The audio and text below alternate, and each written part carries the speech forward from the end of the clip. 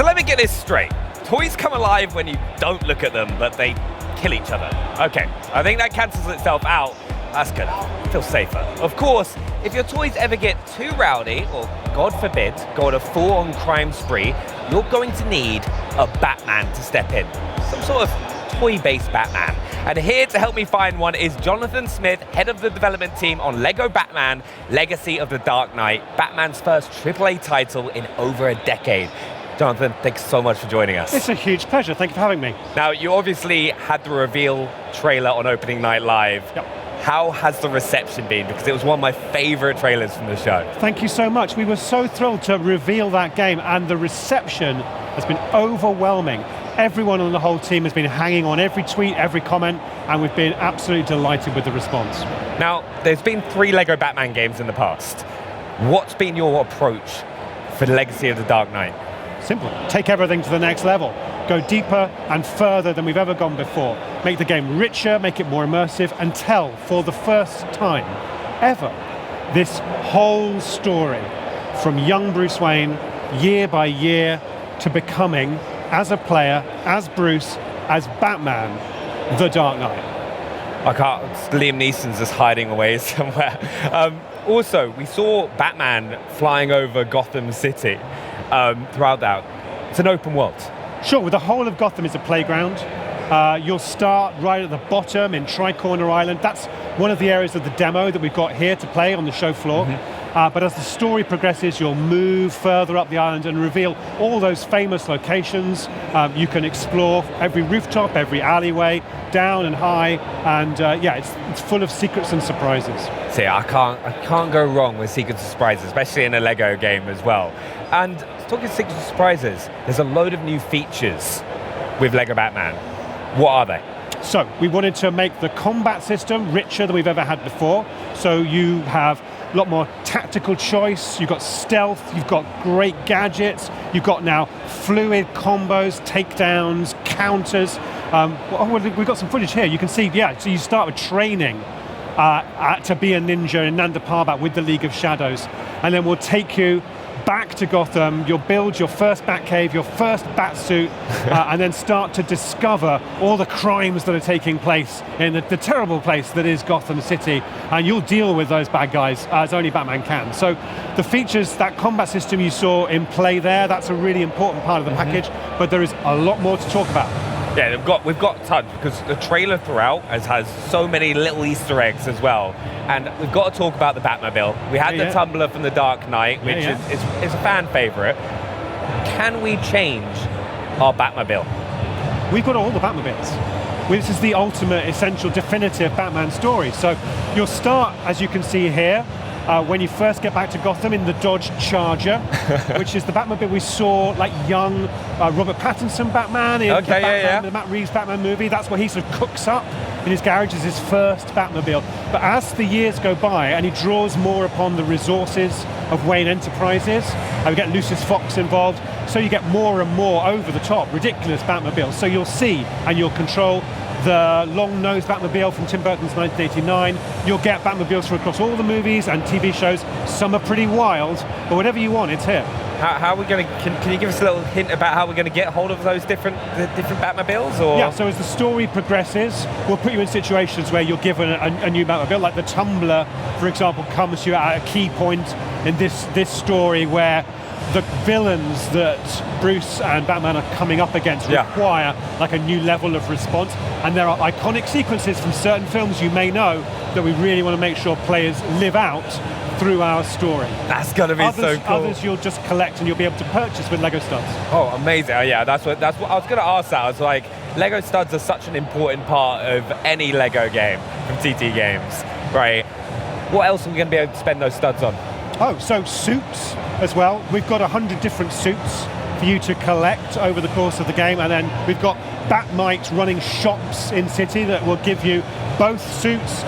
You can get the new vehicles with studs as well. You'll be able to get upgrades for your gadgets and your customizable Batcave. Now, we're not showing that in the demo today. We're showing a bit of the open world and one of the story missions, but we'll be able to show more of the Batcave expanding and growing and becoming just your dream of the ultimate place to display everything you've collected and all your achievements over the course of what's a really substantial game. I actually really can't wait to like hop into doing that. You mentioned combat a little bit earlier on as well, and I think like if we see some of the gameplay, I think one thing that a load of people have noticed as well, and like I love, is all the little comic book kind of sounds and stuff that you see. How about what are those, and what other like situations can they pop up? Oh, so if you do a powerful finishing strike or a takedown, we really wanted to amp up the feeling that you get. Yeah, I mean, I love throwing enemies into things, into the Lego objects. You can use the back claw to pull them in, and then you can throw them at each other.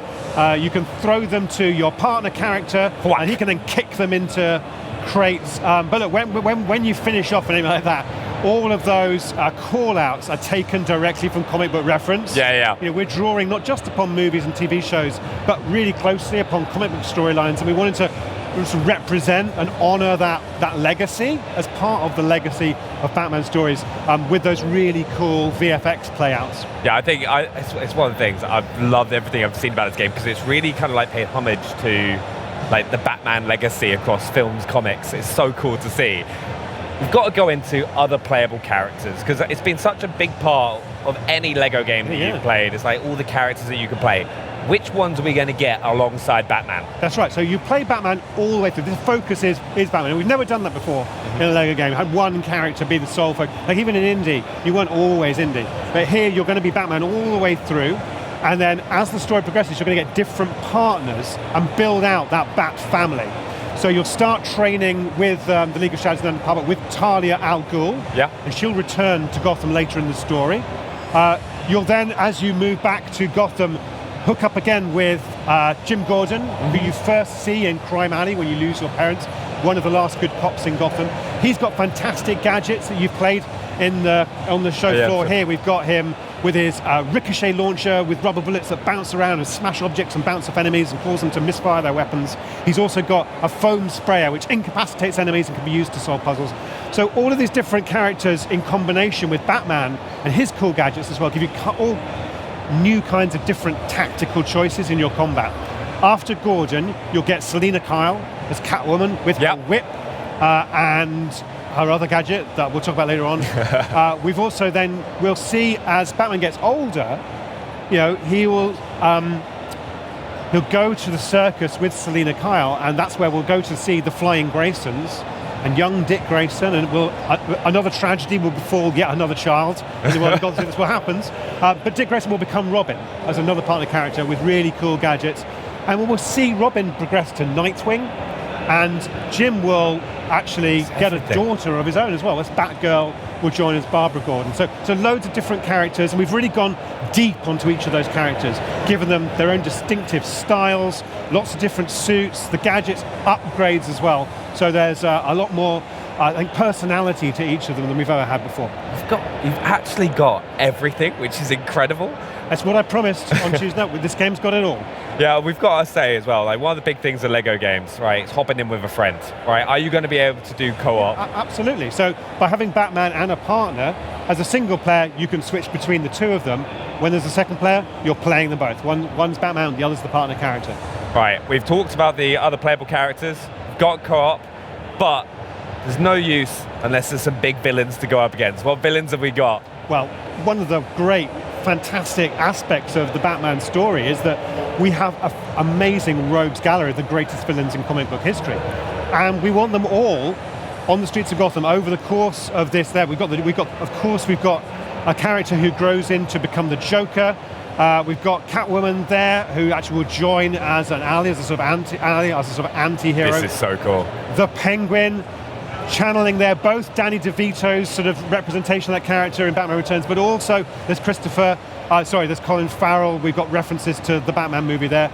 Bane, a highlight from the trailer, voiced by the inimitable Matt Berry. An amazing take on that cool character. I love the reception I got when that played out at opening night live. It just got everyone. It was amazing to see. And I will say, many more. Right. More to discover throughout the story. We've also got to go into gadgets, right? Because in the trailer, we saw the explosive gel. Yeah. What other gadgets are we going to be getting our hands Well, on? of course, all batarangs are very, very important. You can use them to stun enemies, hit targets, and you can upgrade them. We've got the bat claw is really powerful. Not only can it pull enemies in, so you can deliver a powerful finishing move, you can then throw them around, throw them off buildings, throw them into the toxic goo of ace chemicals, and that's upgradable as well. That's for Batman. All the other characters have got their own gear. Okay, right, very nice. Also, another bit. Oh, the grapple, of course. So I don't think that's a gadget because that comes with the character. But grappling to vantage points, so you can do stealth takedowns like you see here, and grappling in the open Gotham City all around from rooftop to rooftop. Gliding when the bat glider over the streets, that's all part of Batman's arsenal. The other characters have similarly cool traversal systems as well. No, I can't wait to use them all as well. But one of my favorite things I used to do in Batman games, like the Arkham series, is like solving puzzles, solving the riddles. You're going to have that with the Riddler. Not only is Batman the world's greatest fighter, he's also the world's greatest detective. So setting players challenges and puzzles is absolutely part of that essential Batman experience. Now, as you progress through the story and the missions, you're going to come up against all kinds of situational challenges. You'll need to use your gadgets, use your smarts, use your detective ability, which will highlight points of interest. For example, here's a concrete example of that. In Lego games, you've always been able to smash objects and then build with Lego, right? Yeah. To help create an item, which helps you progress. Here, Batman can use that detective ability to highlight where those smashable objects are, show where to build it, show, you need to find some more, here's where they are. So it really helps players. If you've ever had that experience in a Lego game where you don't know where to get the bricks from, you can see where those are, build them out. Yeah, that's really cool. That's going to help you find those secrets as well. And you said Riddler challenges, absolutely. So on the streets of Gotham City, some of the villains have put challenges for Batman. You'll be collecting those along with Wayne Tech chips, bat tokens, trophy pieces, skill bricks. There's so much to collect. I will say in this game, it's not just the Riddler who's setting you those challenges. Oh, okay. Everything with a twist in a Lego game. Now, we've talked about collectibles a few times already, like for the Batmobiles, to different suits. Yep. Right, what other collectibles are people going to be able to get on top of those? Oh, okay, so there's the Wayne Tech chips, which we'll find in story missions and in the open city. Some of those will be blocked behind puzzles, some of those will be guarded by enemies, some of those are just fine by being inquisitive and curious and exploring. They will enable you to upgrade your gadgets. That's the main currency for gadget upgrade. Okay, nice. Skill bricks you'll get through progressing through the story missions. They enable you to upgrade your core traversal and combat skills generally beyond the gadgets. Additionally, I mentioned a few others that will enable you to, for example, customize and populate your Batcave. There's another one as well. Oh yeah, we've got red bricks. Of course we've got red bricks in a Lego game, which give you additional customization options and special effects. Hey, well, that brings me on perfectly, because we saw Bane stepping on one of those red bricks in the trailer, which was hilarious. And TT Games are so known for those funny moments, whether it's in cutscenes or there's little bits of the game. How do you come up with them? We just force people to be silly. That's what they get paid for. Our team spends months absorbing the source material, so watching every movie, reading every comic book, watching every show, and bouncing ideas off each other. It's a really painstaking process. And because we're a Lego game, and because of, I think, the history that we've built up over the years of telling these stories with a twist, we've got a reservoir now of expertise in the team and permission in a Lego space to go to places people haven't gone to before. And I think it's that sort of sense of the unexpected, the uncertain, that just enables comedy to happen. And then there's the skill of our animators and writers and cinematic directors in pulling off those moments with perfect timing and slapstick humor. Yeah, it works every single time. It's one of the reasons I always love hopping on doing the Lego games with the Xbox On team as well on stream. One thing as well, we've all grown up with so many incredible Batman TV shows, like films, comics. Like, what does Batman mean to the team that's really helped you kind of create this universe? Yeah. So I think there is, in this game, more I think than in any game we've ever done, there's a real emotional drama going on because we're telling one story across across a big game, big campaign. We're really connecting into this character, into their history, where they come from, and they come from a place of darkness. They lose their parents. They're surrounded by fear as all these bats are around them. You know, we represent, I think there's a moment in the trailer where young Bruce Wayne falls down the well and the bats are around him. How do we see this character turn that trauma and that fear into something positive? To use it to bring good to Gotham. And again, Gotham's a dark place ridden with corruption and crime. When we bring the lightness and the fun of Lego together with that darkness, and we do it sincerely and authentically, you know, with real honor for those stories, all the stories that are dark, you know, the stories that are fun and colorful from the 50s, the stories that are dark from later on, it's all brought together. And I think everyone on the team has got a connection with Batman. They've read those stories, they've seen those films. And now this game activates all those feelings. Everything that's gone into you over the years from Batman, we can now bring to this. So I think it's the combination of darkness and light and a real emotional power in the character. That's why he's lasted so long. Now, it's an incredible story. Now, for those watching at home, right, who are chomping at the bit to play, is there anything that they should know? Well, let's take the bit. Fine, let's leave the bit. What else do they need to know? They need to know that the game's coming next year. So we're showing at the show floor here at Gamescom. You can play one part of Gotham, Tri-Corner Island. You can grapple and glide as Batman and Jim Gordon and take down the goons who are wrecking havoc on the streets. We're also showing some people a whole story mission. So creators are there, they're recording their footage, so you'll be able to see people play through the Ace Chemicals mission. Famously, a character is going to have a terrible accident which is going to change them into something even more deadly. So they should check it out, they should watch and learn what we're able to show at the moment and watch for more. It's on all game platforms, and we're so excited and thrilled with the reception we've had so far. Yeah, and if anyone comes down to Gamescom, they can play it on the show floor as well. Right. But Jonathan, thank you so much. No, it's a huge pleasure. Thanks. I really appreciate you taking us through it. But Lego Batman is set to grapple onto your Xbox Series X or S next year. Although if you were keen to craft a deadly trap, even the Caped Crusader might find daunting, we've got another great game for you, Jurassic World Evolution 3. Take a peek at the new parks, and day 2 of the Xbox at Gamescom broadcast continues with Onimusha, Way of the Swords.